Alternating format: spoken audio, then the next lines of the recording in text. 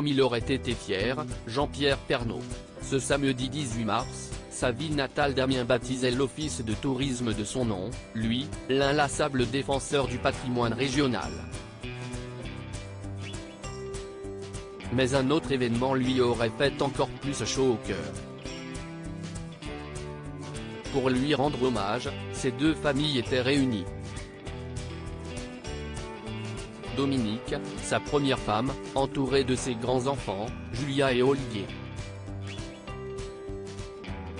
Et Nathalie, la seconde, venue avec Lou et Tom, ces deux derniers. Pour parler en leur nom, tous se sont naturellement tournés vers Olivier. L'Amiénois de naissance. Le pilote de course plus habitué à la lumière que sa sœur Julia, médecin gynécologue. Le grand frère rassurant de Lou et Tom, pilote lui aussi, dont Nathalie répète souvent qu'il est le modèle. Olivier, le trait d'union entre tous les Pernaut. J'ai été désigné volontaire pour le discours. Sur le plan émotionnel, ce n'était pas simple, nous avoue-t-il quelques jours plus tard. Rendez-vous a été pris dans une zone industrielle du Val d'Oise. Dans le garage où s'active une dizaine de personnes à la préparation de ces voitures de course, ce team manager de 41 ans est comme un poisson dans l'eau. Ici, seul prime l'authenticité et l'esprit d'équipe. Pas étonnant que Jean-Pierre Pernaut, le plus anti-star des présentateurs télé, ait partagé cette passion du sport automobile avec son fils. On a fait équipe pendant 10 ans et c'était formidable, on partait ensemble tous les week-ends de l'IV, on a vécu beaucoup de bons moments et quelques galères mais qui finissaient par devenir des bons moments. Comme ce jour où, sur le Tour Auto, on s'est retrouvé en panne du côté de Limoges à 5h30. Il gelait, on était perdu en rase campagne. Et si est parti en fou rire, se souvient Olivier avec tendresse en faisant défiler sur son téléphone les photos de ses jours heureux. Entre ces deux-là, le lien n'a jamais été rompu. Même quand ses parents se sont séparés, lorsqu'il était en 3e, et qu'avec sa sœur, il a quitté Rueil-Malmaison pour retourner vivre à Amiens avec leur mère. Papa est resté à Paris. Mais on avait une maison de campagne où il venait souvent prendre l'air le week-end. Et je faisais plein de choses avec lui, du jardinage, des virées au magasin de bricolage, l'apprentissage de la conduite sur les petits chemins alentour avec la Mini de ma grand-mère. Que j'ai d'ailleurs gardé pour former un jour mes propres enfants.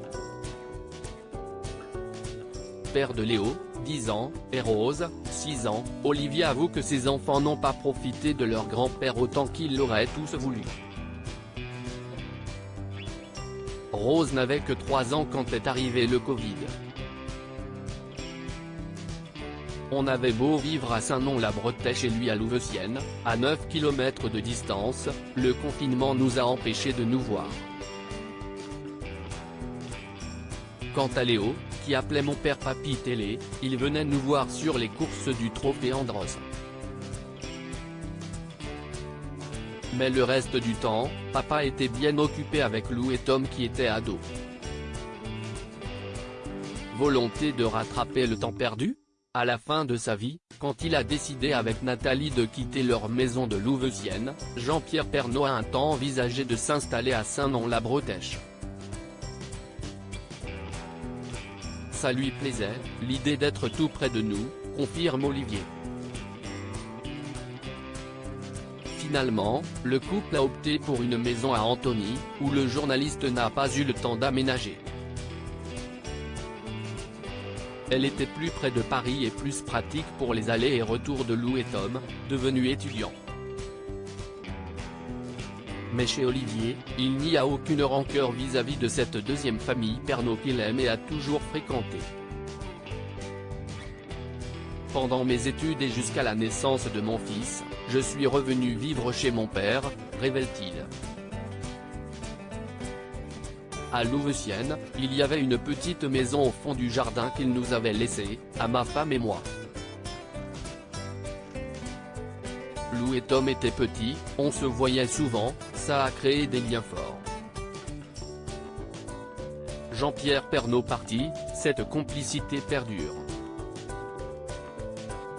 Juste avant Noël, Nathalie nous a invités à Antony. On s'est fait nos cadeaux et on a découvert la maison et la splendide cave à vin qu'elle avait offerte à papa mais qu'il n'a jamais vue. Modeste, Olivier préfère lier cet attachement à la proximité géographique.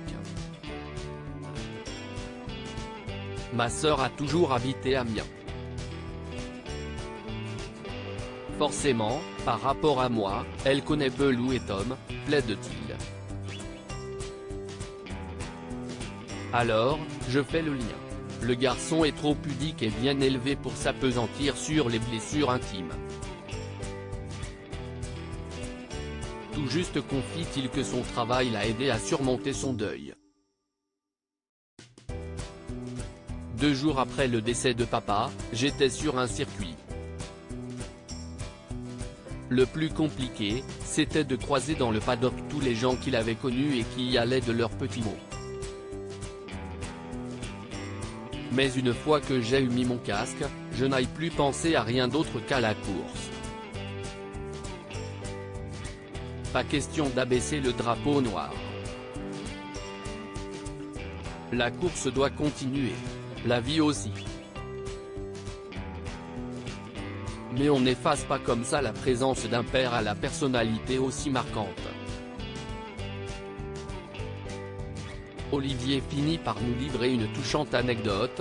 Pendant des mois, au volant de ma voiture entre la maison et le travail, le moment où je cogite, j'avais le réflexe de me dire tiens, je vais demander à papa ce qu'il en pense.